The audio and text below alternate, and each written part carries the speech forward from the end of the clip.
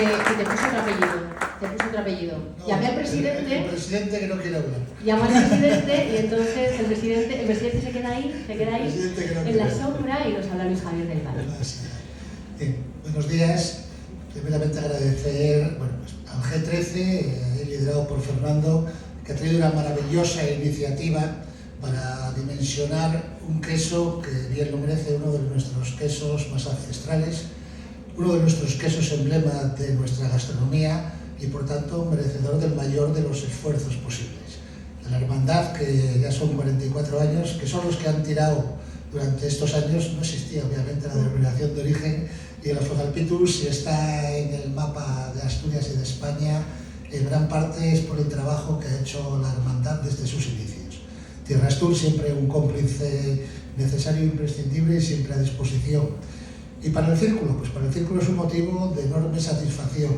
Nosotros nacemos en julio del 2013 con un objetivo muy claro, que es trabajar, difundir, promocionar los quesos asturianos. El Afrodalpitus obviamente forma parte de ese quinteto, junto con las otras tres denominaciones, Casín, Cabrales, Gamoneu y la EGP Los Bellos, que independientemente del resto de quesos artesanos que también, pero estos son nuestro buque insignia, son nuestro exterior, nuestra imagen exterior de credibilidad de una comunidad muy competitiva.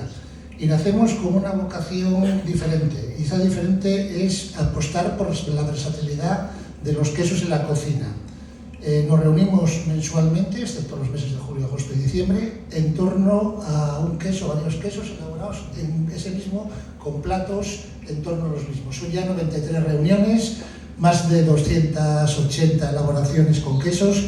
Por tanto, auspiciamos la creación y somos los coordinadores de la cocina con queso Casín, del certamen del queso Casín, y cuando el año pasado se nos tendió la mano para poder colaborar con el G13 en el concurso de la Afrodalpitus, pues bueno, obviamente ojos cerrados y a trabajar, que fue lo que hicimos en la primera edición. Volveremos a trabajar en esta segunda edición y apostar porque tendrá, o esperemos, una muy larga vida tanto el concurso como la Afrodalpitus. Muchas gracias.